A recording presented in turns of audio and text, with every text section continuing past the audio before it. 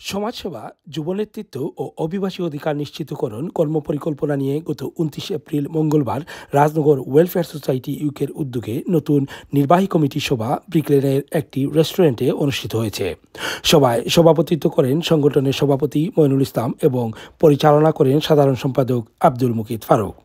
সভায় রাজনগরবাসীর উন্নয়ন, সমাজসেবামূলক কার্যক্রম ও অভিবাসী কমিউনিটির অধিকার সংগঠনের ভূমিকা নিয়ে বিস্তারিত আলোচনা করা হয়। বক্তারা বলেন, প্রবাস থেকেও শেকড়ের সঙ্গে সম্পর্ক রাখা জরুরি এবং সমাজের কল্যাণে সম্মিলিতভাবে কাজ করাই হবে এ সংগঠনের মূল লক্ষ্য। নতুন কমিটির সদস্যদের পরিচিতি ও শুভেচ্ছা বিনিময়ের পাশাপাশি ভবিষ্যৎ কর্মপরিকল্পনা উপস্থাপন করা হয়। এতে যুব সমাজকে নেতৃত্বে আনা, দাতা সদস্যদের সম্পৃক্ততা বৃদ্ধি এবং সাংগঠনিক কার্যক্রমে সক্রিয় অংশগ্রহণ নিশ্চিত করার উপর গুরুত্ব আরোপ করেন বক্তারা। সভায় উপস্থিত ছিলেন সংগঠনের উপদেষ্টা, নেতৃবৃন্দ ও কমিউনিটির বিশিষ্ট ব্যক্তিবর্গরা। বক্তব্য রাখেন সাইদুর রহমান রেনু, আতাউর রহমান কুটি, আব্দুল মান্নান, আব্দুল সালাম, হান্নান মিয়া, মাকিনুর রশিদ, জাকির খান, খায়রুল ইসলাম, দেলোয়ার হোসেন, মোস্তাক মিয়া প্রমুখ।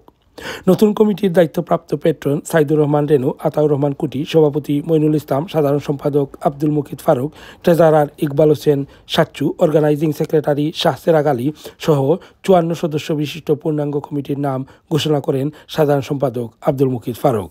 সভা শেষে সকলকে ধন্যবাদ জানিয়ে সংগঠনের পক্ষ থেকে এক প্রীতিভোজের আয়োজন করা হয়। আলাউর রহমান খান শাহীন, বিলেত টিভি, লন্ডন।